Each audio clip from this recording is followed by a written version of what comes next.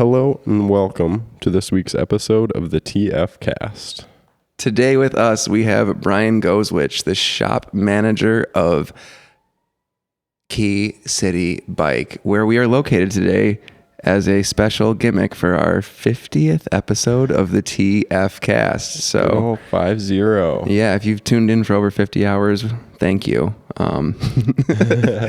But Brian, for the folks who may have never been through here or are just unfamiliar with Key City, give us a little intro to the shop and what you do here.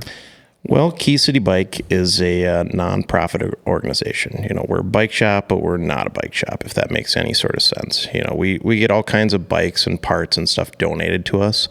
And basically, we're trying to, be a resource for the community, have a space available for people to come in and actually utilize the shop themselves, which is kind of a little bit different than your traditional bike shop where you just kind of go in, buy a bike or get it worked on. Well, here you can actually come in, fill out a waiver. We got to have those so nobody, can sue us or anything. But, come in, work on your own bike, try to, work through your own repairs. It's something that, not every place allows that. And it's something that we think is a valuable resource to the area just because, not everybody can afford bikes and working on them. So, we try to help out with that. So we get all these different bikes donated to us, from, it could be, local cities, it could be from just random people bringing them into us. And then we try to, basically put them back into the community as best as possible. It could be through bike sales. We do a program where we actually make available like small kids bikes where they have 20-inch wheels and smaller. And we make those available to families to basically come in, they have a kid that fits the bike, and then just, we make them available to them where they don't have to necessarily pay a certain amount. We encourage them to make donations because we are, again, a nonprofit and, funding is a, thing that we need, as far as being able to, pay my check and pay for, the building we're in right now. So, and that's one thing looking at this space, it's something that, it's kind of the biggest and best space we've ever had. Key City Bike has kind of been a different sort of path than most. It was actually first kind of started actually out of one of the thrift stores in the area, just kind of run out of the back. A guy named Ralph Hall would sit there and just kind of get the things working as far as getting bikes out to people. Eventually it worked into a place called Rebike, and for years and years it was known as Rebike. Kind of changed hands a few different times, and I'm not the best probably person to kind of go over all of that information just because I wasn't involved then. I wasn't somebody that really even knew about this place until probably around 2010, 11, somewhere in there. So what time frame was that happening in? Well, early 2000s, I don't even know the exact year, that it was kind of just first started and, existed for a long time as Rebike, moved around the community to a few different spots. When I became involved, it was literally kind of just through meeting different new friends, finding out about bike polo, which is a big thing, for a number of us in the community, as well as kind of around the world. It's kind of a weird little sport that I happened upon and have found a love for. And that really kind of got me into the bike shop here where, oh, you need parts, you need whatever. It's like, oh, go to Key City. There's cheap bikes there, cheap parts, whatever. And it was just like, oh, this is kind of a cool little spot, And at the time it was located on North Riverfront Drive, kind of across from A to Z Rental. And I don't know if either of you guys were ever. I was there. Were you? Okay. Yeah, it's a big upgrade. Yeah. Literally the size of it was probably, I don't know, maybe a quarter or a third of the room we're in right now. And then there was, the ceiling downstairs was, yay high. And then the upstairs, I would sit there and walk around up there and I would literally hit my head several times, before I was like, oh, I need to duck down a little further, But it was a place where, we tried to have as much inside as we could, but a lot of the stuff was stored outside. Bikes were chained up, and that was a thing that, a lot of people didn't understand what we were doing there. And we would show up certain days and find, okay, somebody was here overnight, cut the chains and stole some of these bikes. And it's like, well, God, if they need something that bad, we're going to try and help them out. Yeah, exactly. And that's the whole thing is part of that is what, kind of got me a little more interested too, is like, we're making things more accessible, more available to people, that normally wouldn't. I had a pretty good upbringing myself where, we always had availability of whatever. So to try and give back and do more, I think is something that, more people need to kind of do, Mankato's a really great town for bicycling too, if I'm not correct, right? Like there's a lot of cool trails, and it's fairly easy and safe to commute via bike if you've got the means to. Whether you've got one or you can get one in a place like this would be a really great spot to get your first set of wheels, something like that. Yeah, absolutely. The Cicada and the Red Jacket trails are awesome. If you're trying to just get out and ride and find, a place to go. And we kind of host like a monthly, last Friday of the month ride typically, where that's actually year round. Every month we do that ride, and it just kind of goes anywhere. It could be out to, Madison Lake. It could be over to Rapidan. It could be just down to the river and hang out down there or something, and it's just, cool. It depends on who shows up, and where people want to go. But that's even been hosted, through the winter months and stuff. Some people will be riding fat bikes or, maybe nice. Just something that they've adapted to work in the winter, too, if it's got studded tires or something. And not as many people ride during the winter months, but there's still some diehards that are out there, Yeah. But yeah, I think the community overall here is pretty good, as far as biking. There is some bike lanes and things of that nature. There isn't necessarily like protected lanes, which you see in some larger cities. Actually, Minneapolis is one of the, best actual biking cities in the nation, which really? Seems crazy, even though it's winter, how many ever months out of the year. That's something that they kind of, put their feather in their hat for that. So interesting. Yeah, I think it was when they painted the bike lanes on, what is it, 2nd or 3rd Street? I was like, well, these are now just parking lanes that are intersected with bike lanes. So kind of, yeah. Yeah. I mean, it is like a nice kind of like performance gesture, because it does remind cars that there are bikes there. And then Definitely. it makes them more cognizant that they are sharing the road.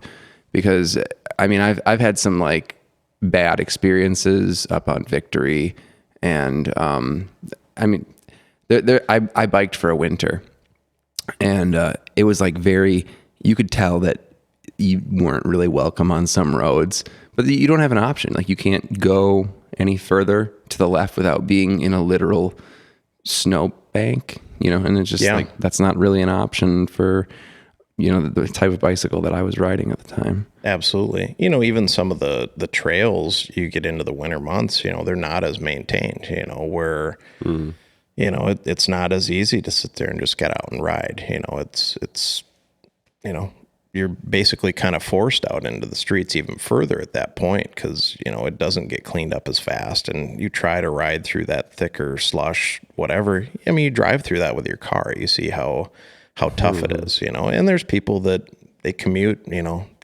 24/7, where it's just, 365 days a year, where it's just every day they're commuting back and forth. And that's their way of life, and that's probably cool. A small fraction of people who can do that, though. Like most Definitely. People probably are relatively fair weather cyclists, and that's probably okay too. Like absolutely, yeah. Not every cyclist is the same, and it's all I don't know. It's all good, That one winter was enough for me, to be honest. Like as soon as I had the problems fixed that put me in that situation, I was like, oh yeah, I'm gonna just keep riding the vehicle. Well, I look around the space here, and it looks like, so there's a couple, maybe we'll do a little tour video later or something, but there's a couple of workbenches, looks like, with a lot of tools and options. You got some bikes here. Are all these bikes for sale or otherwise available for folks? So basically, we try to keep a number of bikes that are, basically ready to ride, where we've kind of went through them, looked them over, that kind of thing, and deemed them to be, rideable for sale, that kind of thing. That's not to say that other bikes in this space can't be sold, because, I mean, back on the back wall here, I mean, there's a ton of bikes back there that we just literally got them in where, okay, we'll pull the pedals off of them, turn the handlebars, and then just try to organize them as best we can just to kind of get them, up off the floor and a little better organized. Otherwise, we'd just have bikes coming out of our ears, Because most are bikes pretty. Is it the frame? Like the frame's the big part, and then a lot of the other parts can just kind of get swapped out as necessary? Yeah, to a sense. I mean, there's things that can happen to any bike, though, too. I mean, depending on what kind of abuse it gets put through. If it's like Jacob was saying, the winter stuff. I mean, that can just eat away at so much of the bike. All the different components. Whether it's the chain or the wheels or the actual even frame too. That's something that. I don't know. It just, there's maintenance that has to happen. I mean, that's with anything, whether it's your car or whatever. I mean, you got to sit there and wash them and take care of them. So that's something that a lot of people don't do. And some of the bikes that we get will be, basically something that's sat outside for a long time. And at that point, we take bikes of any kind of condition that come in here. And a lot of people call and ask that question, where it's like, oh, I got, these 6 bikes, blah, blah, blah. I've had them out, wherever. And I'll be like, well, yeah, we'll take them, but if these, what I would call barn bikes, if they've sat out in a barn where you've got birds flying around and they've left a happy present on there for you, we'd prefer if you'd rinse them off, because it kind of makes a mess in here, if we got all that falling off on the floor. But at that point, we'll try to sit there and reuse whatever parts we can. We actually recycle the rubber that we can't use. Oh, nice. The metal that, whatever can't be used, we do recycle that separately also. So it's that kind of hopefully offsets the cost of having to pay to recycle rubber, so that's kind of a trade-off there, so to speak. But whatever parts we can pull off, we'll sit there and do that. And as you can see, there's bins full of parts over there. Looks like behind you over there, you've got bins with nicely labeled pedals, freewheels, more pedals. Absolutely, all kinds of stuff. Derailleurs, cassettes, shifters, whatever you need. And it's not to say we've got everything, but, we've got a pretty decent selection of used parts where, there's times that, people won't have the ability to go buy a new part, whether it's, from another shop or online or whatever, where you might come in and get something here for a fraction of the cost. Maybe it's not going to hold up as long, but it's, it's a way to get by and keep things workable. Yeah. And that's a really cool option that, someone is able to come in here with a bike that they have that might just be in a little bit of what feels like hopeless disrepair to someone who's not familiar with working on bikes, and an hour of wrenching in here along with the education, and now they're capable of fixing it themselves and they have a bike again. Where if you just went to a store, you might be spending hundreds of dollars to get yourself in what might be a similar situation. Yeah, absolutely. And that's the thing too, where the bikes that we do work on, we're trying to price them appropriately, where it's like, okay, some of the super nice ones, which we don't get a lot of super nice ones brought in here, but we'll sit there and try and get them set up as best we can, price them within reasonable rates, and, make those that much more accessible to people. I think that's a pretty cool deal.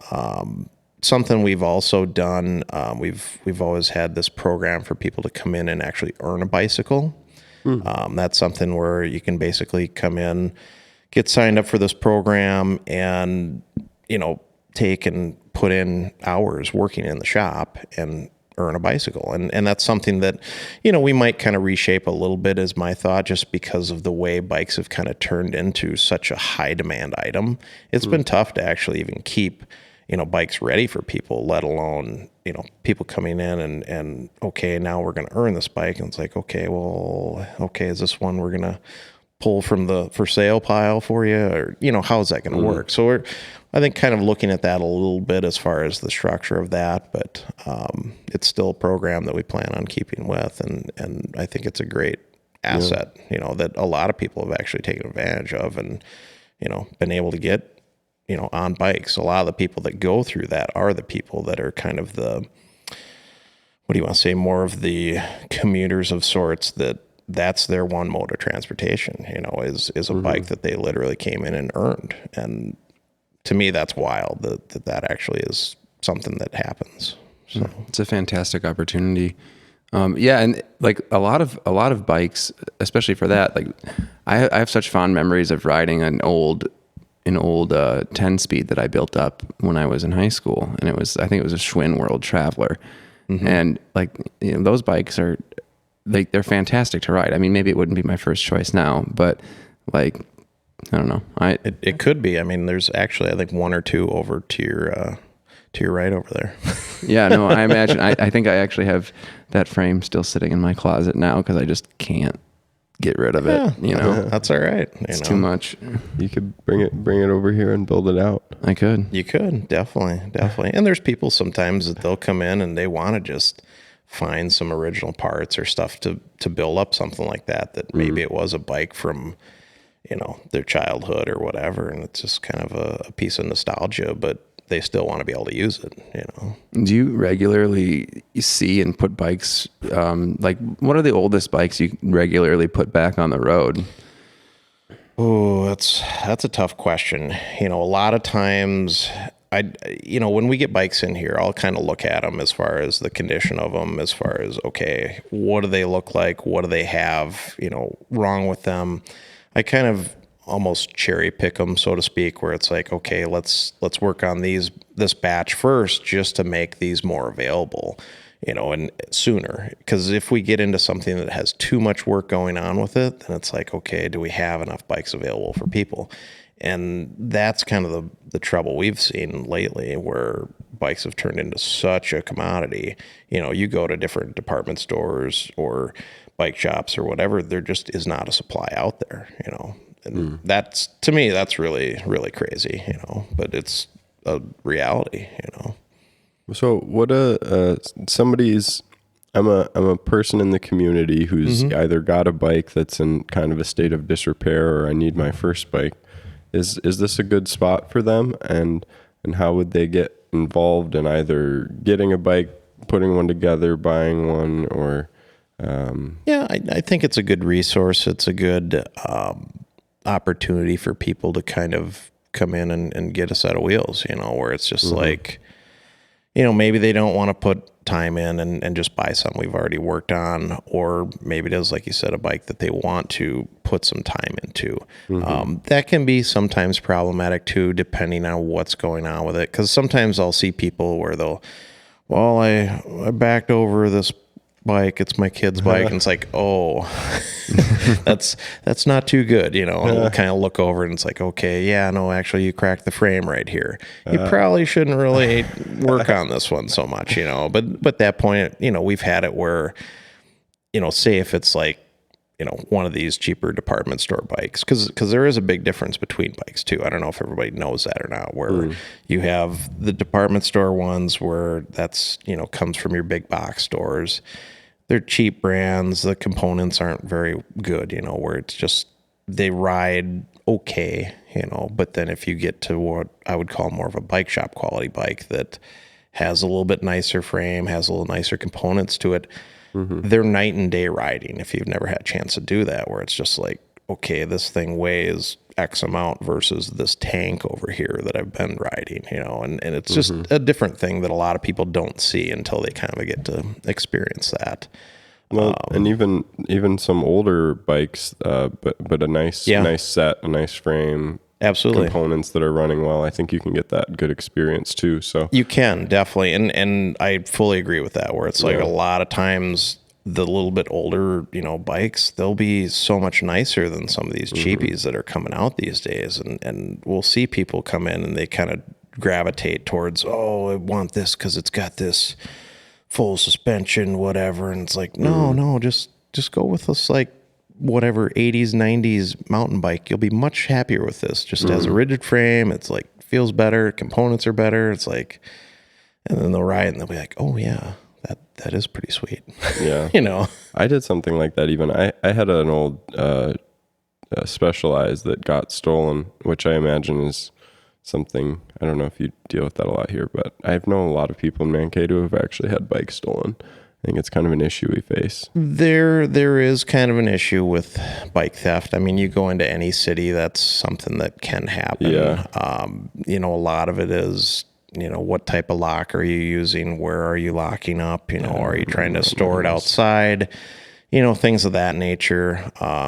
Any lock can be cut, you know, if you have the right tools. I mean, that's a whole thing. I mean, I had a buddy actually who was staying with me for a while before moving out west, and he locked his bike up downtown with like one of those U-locks, which is a nicer style lock. And it was like, oh, you know, loses his key, you know, and it's just sitting there for probably a week. And he's like, well, God, I gotta get my bike, you know, what can I do, you know? And I was like, well, just go steal it. Well, I was like, well, I used to do construction all the time. I was like, well, I've got tools, we can go get it, you know? And so we go down there and just pull up downtown. This is like right down in front of the bars, and, you know, bike stand there. And it's just like, we hop out and he takes like a little video, cause I've got just this cordless angle grinder, just go over there, you know, sparks going everywhere, and people just kind of look and they're like, what the heck? You know, and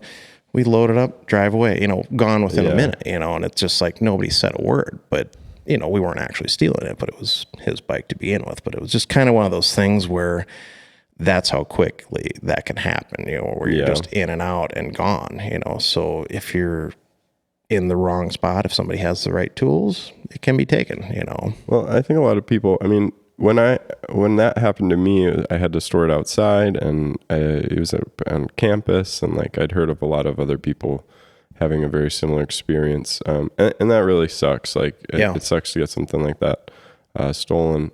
I wound up going to a used shop up in the cities. I think, I don't know exactly if it's like this or not, but they outfitted some old Trek. Is it a Trek frame? Yeah, it's a Trek 7300. Yeah, they outfitted some old one with some new parts, and it's been running pretty well for me. Nice. So it works well too for storing in places where you're keeping it outside a lot, where like maybe it doesn't look quite as shiny and I mean, I do always recommend to people though to store inside if you can. I mean, it's a lot easier on your bike, you know, your chain, your cables, everything. I mean, everything is going to stay longer, you know, better longer, you know, just because you don't have that rain and snow and sun, whatever, beating down on it. I mean, that goes with, you know, a car or whatever you have, you know, if you got a garage, put it in there, you know, but not everybody's got a garage too. So yeah. And such not is everyone life. wants to shove a bicycle in their hallway. True. That's like a real lifestyle move. I mean, Yeah. I got a couple in my house, and like, it's just, you just got to get used to it, you know? Yeah. You know, you beat up the walls a little bit and you're like, oh man, now what? Get another bike. There's room behind the couch. Exactly. You know, you got to have plenty, you know, that's the thing. I've found that a lot of people that get into biking, they don't just have one bike, you know, all of a sudden it's 2 and 3 and 4. And, you know, it's like, are we just hoarding bikes? You know, we're not trying to, it just happened, you know, it's kind of like N+1. Yeah. But, you know, actually that's kind of like an interesting point, because when you're talking about bike polo a little bit earlier, I was thinking, you know, I bet you a good bike polo community is more likely to sprout up around something like this, because bike polo bikes are weird, and you basically have to build them yourself, you know? I mean, to some degree. To some degree, you know, or modify them. Yeah, absolutely. You know, when I got involved, I mean, it was basically, you know, there was already kind of the start of a club in town here, and you know, a few people were playing, and it was just kind of a weird deal where I, you know, met some new friends, was at a party, and it was like, hey, we're playing bike polo tomorrow, you know, on Sunday. And it's like, you should come check this out, and go down and I don't know, everybody's just hanging out and just having some beverages and grilling and just having a great time. I was like, yeah, this is my jam, you know? So then I showed up, I think it was the following Thursday, you know, took an old mountain bike I had, just kind of reworked things a little bit on my own, you know, didn't know about Kesey at that point, but I just was like, oh, this thing will work, you know, whatever. Made a mallet out of, you know, I talked to people about mallets because at the time it was like everybody's buying up ski poles and then like ABS plastic pipe. You'd combine the two and you had a mallet. Well, so I was, I'm going to find the ski pole, you know, and look and try all the thrift stores. Everybody bought all the ski poles. So then all I could find was, here's an old mop handle.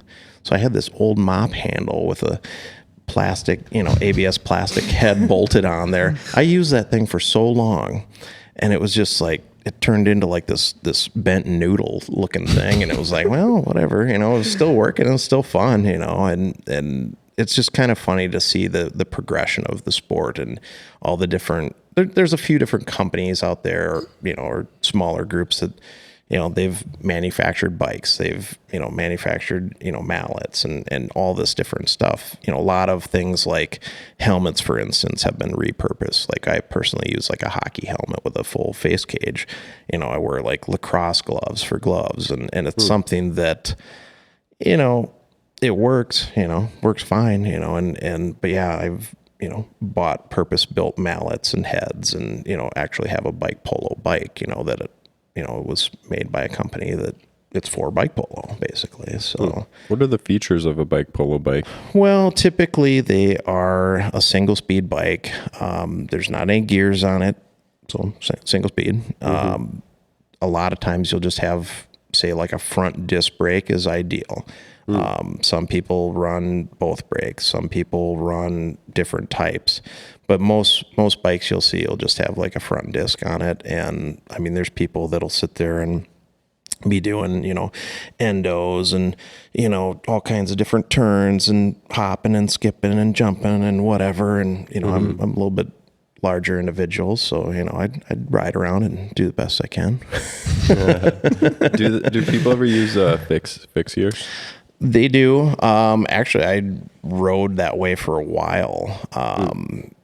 Probably too long. It was one of those things that if you're really good at riding fixed gear, yeah, you can be, you know, be an asset to you. You know, you can back up whatever, but a lot of that you can do with just, you know, using your mallet to kind of push yourself backwards or whatever have you.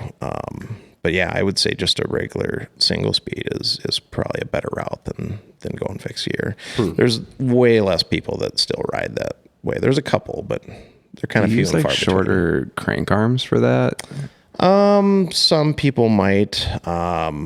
You know, it's a little bit different, like the gearing of the bikes too, where you'll see like maybe it's a, you know, 30, say it's like a 32 or 34 tooth, like front cog. And then, you know, like in the back, a lot of people might run like a 20 or a 22 or something like that. So then that kind of gets to be kind of a little bit of a spinnier ratio. So then, you know, when you bike around, say if you're biking around town in these bikes, you got to sit there, pedal, coast, you know, pedal, coast, you know, because you sit there and just try and all out pedal, you're not able to keep up. I mean, if, you know, it's just kind of a different deal. They're made for going a little bit slower, and then like you try to do your little bursts of energy, and, you know, how people play in the types of courts that you're on too. We use hockey rinks here where a lot of other cities don't have access to that. They might use a tennis court. They might use some other repurposed small little thing, you know. So, you know, that can change things as well. That's cool. Yeah. That seems like a kind of a wild sport. I mean, the idea of riding a bicycle and then also using a mallet? Mallet to like push yourself around. I think that kind of almost breaks a lot of the rules of bicycling that people usually understand or associate with biking. Yeah, it is a little bit different, you know, and one thing that I tell people if they're thinking about trying, it's like, just ride your bike around and try biking around with one hand. and that's a way to kind of just like feel how it is, because typically when you're playing, if you, like I'm right-handed, for instance, so I'm steering with my left hand, my mallet's in my right hand, and that whole time you're just trying to, manipulate, find the ball, or, whatever, disturb somebody else, or, reposition yourself, or, whatever you're trying to do.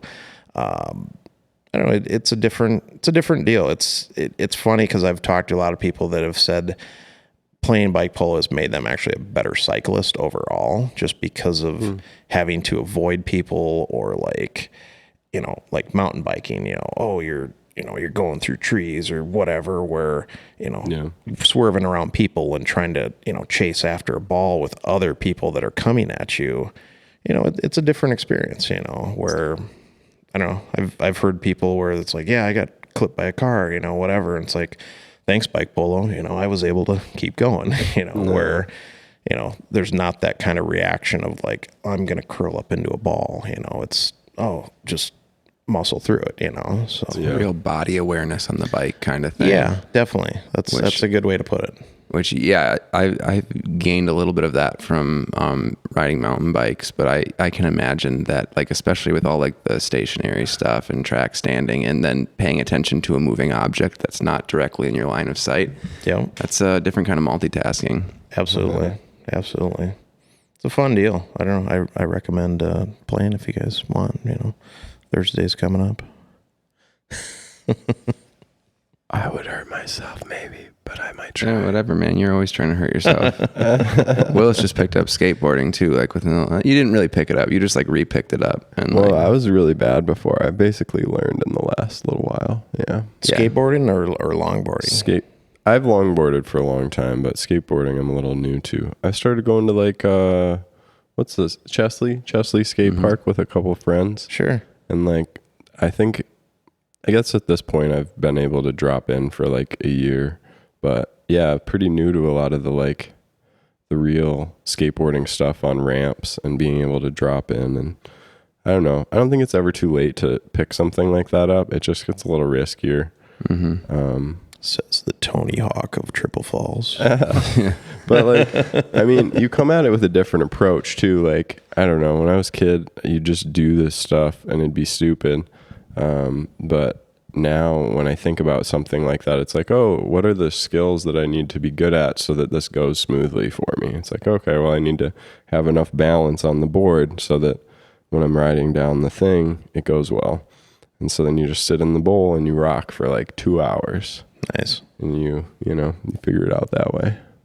One piece at a time. I imagine there's a similarity between how one could approach something like bike polo, but I feel like it's a little different. I don't know. I'd never really got into skateboarding myself, so I don't know. I always felt like I'd just, whatever, hit the ground and be done. Well, I mean, that happens with bike polo too. I mean, maybe, personally, you could try practicing some skateboard tricks while I try and hit you in the mouth with a mallet.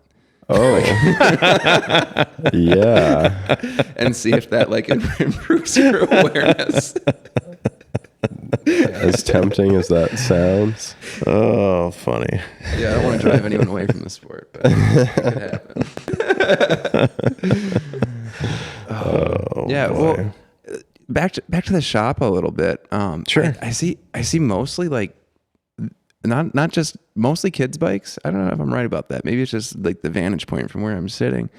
But so for bikes that are ready right now, there is more kids bikes ready right now, because we actually hosted an event a couple weeks ago where we basically had like 60 bikes that were ready, that we were just trying to basically give away. I mean, encourage people to donate if they could, but it was basically a big kids bike giveaway, and we still kind of do that constantly where we have these bikes available. We only went through a little over half of them that day.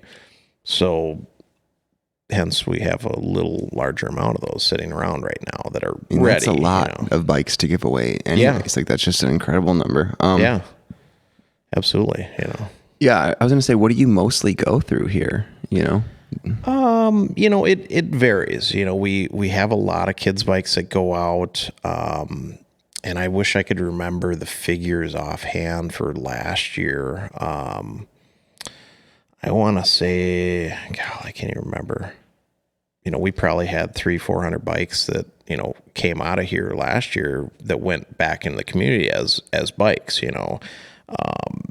because that's the whole thing is some of these bikes that come in, they turn into parts. They turn into, donor vehicles, so to speak, to other bikes, that, maybe we're taking, the fork off this bike for that bike or these wheels for that bike, whatever, where we might take 2-3 bikes and combine them into one, because this one has this, and this wrong with it. And this one has this, and that, so it's hard to put an exact figure on, how many. I mean, if we traveled up and looked at the computer, I could probably tell you. But yeah, well, I don't know if the exact figure is so much important because it kind of like segues into my next question. Because Sure. I know that like right now, sporting equipment is just nuts. Like, Yeah. I mean, you go to the regular bike stores and they're not having much stock along with basically anything else. And I think that's probably like people getting out a little bit more during the pandemic. Yep. And like, what has that been like here? Well, I think honestly it's been an increase here as well. We have more on hand, I think, than a lot of other places do, just because we get that amount of donations coming in.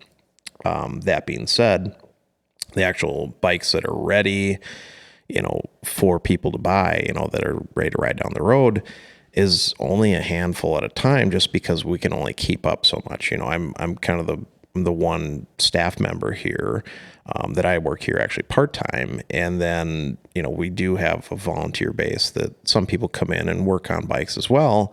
But, some of the skill levels are different. So it's like, we only have a couple people that can actually work on and build bikes where, some others might just, maybe they tear down bikes or maybe they sort through parts or maybe they work on just organizing the place we're sitting in. I mean, it's all part of it, keeping this kind of, wheel turning basically.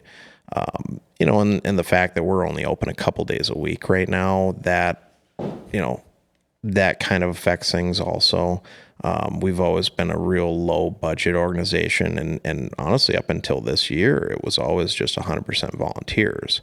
I was kind of acting as the shop manager for quite a while here, and then came on as the official position the start of this year, where we hadn't paid somebody previously. It always was just relying on volunteers, but we weren't really seeing that as much. We've had, hands change, or people left, the community, they've moved elsewhere or just kind of moved on, so we've kind of had to adapt a little bit, and I think a lot of it coming into this space has helped, elevate this place. I mean, I was looking at just yesterday actually, where our figures, where we're at for this year for like sales and stuff, we're getting close to where we were for last year entirely, already, and that's a thing where, I mean, that's great for us because we're, seeing more sales and more bikes are getting out to people. So that's cool. But at the same time, we have to, keep up with it too. And that's been kind of the battle. Mm-hmm. So, for those people who do choose to volunteer, or like, what are you looking for in folks who want to volunteer? Do you need more volunteers? I mean, we always need more volunteers of various skill sets. I mean, obviously I mentioned the Earn a Bike program, which that's great. People can do that.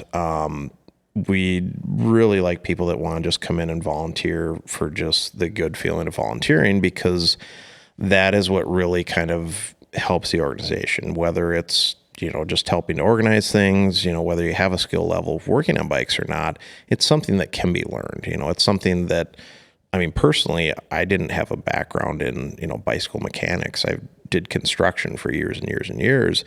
And everything I've learned about bikes has just been literally working in this shop or the old version of this shop. And it's stuff you can pick up from others. There's videos out there. There's so many resources available for people these days to learn. And sometimes that's a thing too, where, if we don't have somebody that knows something particularly, there are those resources where, hey, let's look up this video on how to do this or whatever, so I don't know. Technology is great if it works.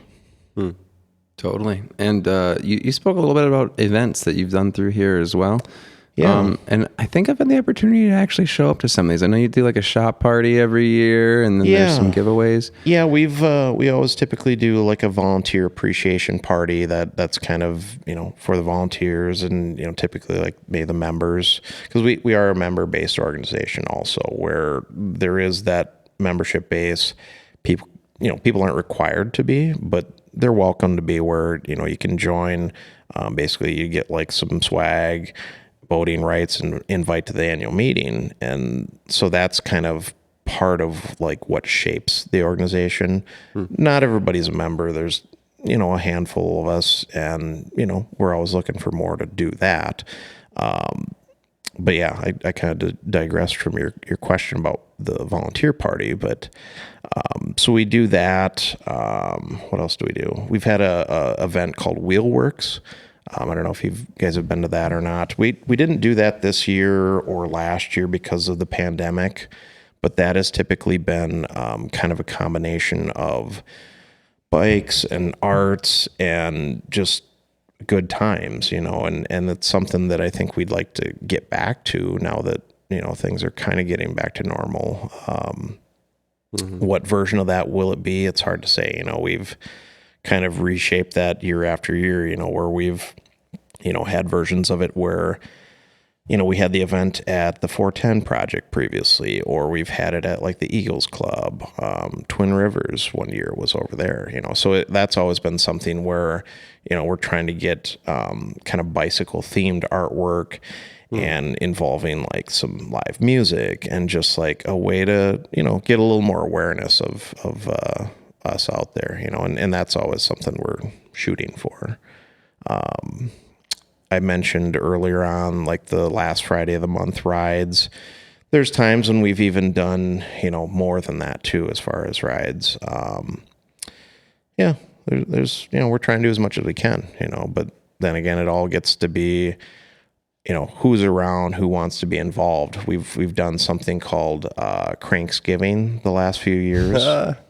That is, it's kind of a, what do you want to call a food drive on bikes, basically, which, has kind of been the type of thing where people would come in, sign up for it, and then they'd go around and basically purchase items at whatever grocery stores and bring all the food back, and eventually it goes to a certain nonprofit. Like we did one year was for like the Eco Food Shelf.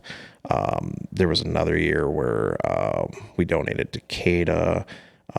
Things like that, where it's always just been something to try and give back, and that's part of it, where we're not about just trying to enhance us, we're trying to enhance the community overall. So it's awesome. Some of those events sound real cool. We'll have to go to some. Yeah. So feel free to send us the invite. Absolutely. I was curious if there's a favorite bike of yours in here. Are you working on anything cool right now? Well, so like right now we're actually trying to prep, actually for this weekend, is the North Mankato Fun Days Parade. And we're going to be riding in that if anybody wants to ride like you guys, Not sure when this is coming out, but, like I'm talking about you two. What's the Fun Days Parade? It's the North Mankato Fun Days Parade. So it's like the, parade through Lower North. And like, we've got a Facebook event out there where we're just trying to get other cyclists to come and ride on whatever weird bikes or any bike that they have, and just get a little more awareness of the place out there. I know like we've got like a tandem bike that's sitting up over there that I think we're going to pull that down maybe today and wrench on that a little. There's a little like 4-wheel bike on the other side of this station that I was trying to get working again also. But yeah, a few different odd things like that. We've got a unicycle or two in here, but I don't know if we've got too many people that know how to ride that. Dust one off for me. There you go. And then we've also got one of those little, I don't know if you've ever seen the little like clown sized bikes that are about this big. Yeah. We've got one of those here too. I won one of those at the state fair one year. Nice. It was awful to ride, but it was cool. It was cool. It's like it's like one of those things where you think you could do it and then you try and you're like, oh wait, no, this is really hard actually. Yeah, our last volunteer party that we did was actually in the shop here, and people were just riding around on like that bike, and we had like little scooters that people had brought in, and just whatever, people are just cruising around through here, which it's not a huge space, but it's still kind of fun to just rip around as much as you can. Yeah, that's super cool. So no clear winner favorite though. Ooh, as far as in here, let's see. Anything cool, like a gem, unexpected gem you came across? Cal. Let's see. Well, I don't know. When some of these real old bikes come in, I mean, there's, I can't remember the brand that is up behind you. You can see that yellow one with the high handlebars there. I can't remember what that brand is, but the old banana seat style bikes, I mean, those are always kind of fun, Every once in a while you'll see like something that's pretty cool that, somebody just brings in and they don't need anymore. There was a guy that brought in a swing bike that, I don't know if you ever heard of one of those. Oh, is it one where you kind of like row it? Well, it's like you get in it and then like the seat and underneath that kind of pivots independently like the frame does. So it's kind of a weird, Whoa. I've never rode one personally, but this guy brought one in, or he was like, well, what do you think about that? Cause we were talking about the parade and it was like, well, yeah, if you want to donate it, we'd take it, and it hasn't made it back here, but he showed me it. It was pretty cool. So That's wild. Yeah. What did you give a date for the parade? That is actually this Saturday, the 10th. This Saturday. Yeah. What's the time? So let's see. We are supposed to meet up at like 10:30, get in position. I think 11 a.m. is when the actual parade starts. So Okay. yeah. I will be at a bachelor party, but That sounds rough. yeah, it's gonna be. Who's getting I might married? be able to make that one. There we go. I mean, I got to set the alarm for it, but Hey, there you go. there's worse problems to have. Yeah. It'd be a good time. I mean, it's something different. You ride through and just, I don't know. I was at a parade last weekend over in Elysian. I actually bartended at a bar over there, and Oh, nice. and it was like, went on break, went downtown, and it was kind of cool because actually they had like all these different people going through, and something I hadn't seen before was actually the county like sheriffs had like their little posse, so to speak, where they were all like on horseback with like cowboy hats and had their flags, and there was like a stagecoach, and it was kind of a neat deal to see, something you don't see in a normal parade, Like, I don't know if they normally have all this stuff or what, but it was kind of cool to see. I don't know. Like a blast from the past or something, Sure. There's a parade I just found out about in my neighborhood every year on 4th of July. Children's parade. Yeah, where the kids walk, they dress up or something, and the kids walk, and then the adults throw candy at them as they walk. Like, nice. So it's like a reverse parade or something. Yeah, some parents get a little too mad, a little too aggressive with the throwing. Just, are you kids go home? It's that little shithead. That's funny. Yeah, that's cool. All kinds of interesting parades. Yeah. Well, I hope that one goes well for you on Saturday here. Yeah, that'll be something a little different. We haven't really traditionally done that, but it's we're hoping for a good turnout. I mean, we've talked to a number of cyclists that we hope will show and ride whatever weird bikes they have. Well, it sure beats walking. Like Exactly. It sure does. Right. All right. Well, let's do. We got anything else that people should know about this here space, Key City? That's a good question. I think I covered the piece about anybody can come in and work on their own bikes. I just want to kind of stress that because not everybody understands that. Where it's like you don't have to know everything about it. It's just being willing to learn and willing to participate and help, and say you got a flat or whatever it is, it's like that's an easy thing to teach somebody how to do that. ideally we have parts for it. If we don't, cool. It's a thing where we welcome people to bring in, if you've got like your own bike, your own parts, whatever, they might come in, literally sign off on a waiver, do whatever they're doing and not owe us a dime. Great if they want to throw a donation, cool, but that's not what it's all about. It is to be a resource. It is to be like something where we're just trying to help people through, whatever they can, and that's where there's some confusion. I think that not everybody gets that, or they might walk in here and see, okay, here's so-and-so wrenching on this and them. And it's like, well, what's going on? There's a lot of people working here. It's like, well, no, they're not working here. They're working on their own stuff, and it's like, it's a little different. So, so stressing that, I think, and then also, as we said before, we're always looking for volunteers of any skill level, where it's like, maybe you've got some superpower of some sorts that we could use, if it's marketing or, hey, I'm good with numbers and I want to crunch your numbers. Cool. Awesome. Love it. Whatever it is, if you own a lawn business and want to come mow our lawn, cool. I'd love it. Right now we just have volunteers doing that with actually one of those old, like, walk behind reel mowers. Yeah, that's what Willis uses too. Yeah, and it works, and it's fine. It's something, but it's like, yeah, I would give it a C+ review. My own experience, but yeah, and that kind of stuff. We have people, come in and shovel snow and stuff, and it's like, well, whatever people want to do, it's awesome. It's always a great way, or even just being advocates for the space and just telling people that that need some kind of resource like that. That's part of it. That we just want to make more awareness of the place. So. Well, that's awesome. I'm pleased to know that a space like this exists in Mankato, and I'm really. It's very cool what you're doing and what Key City's doing with just bringing bicycling to a larger community, making it accessible, and I think too with like just recycling old bikes. Like, bikes get old, and I don't know, it's better recycle. Just have them sit in a barn, Yeah, sit in a barn or throw them away or whatever. So yeah, well, and that's part of it too. We're trying to keep them out of just the landfill, because that's the thing where we see that sometimes, where the junk days or whatever, where people just throw it in with that, and it's like, well, no, like, there's ways to reuse it. There's ways to get it back into the community. So yeah, that's awesome.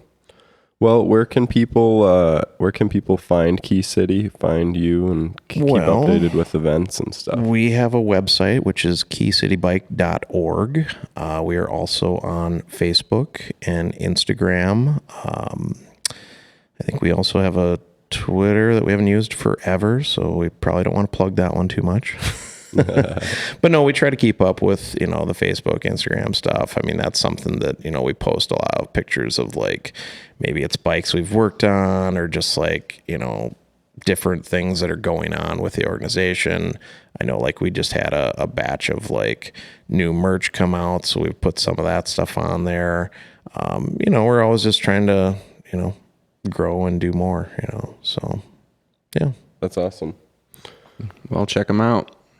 Definitely. Twitter, Facebook, Key City Bike everywhere. Is that the plug?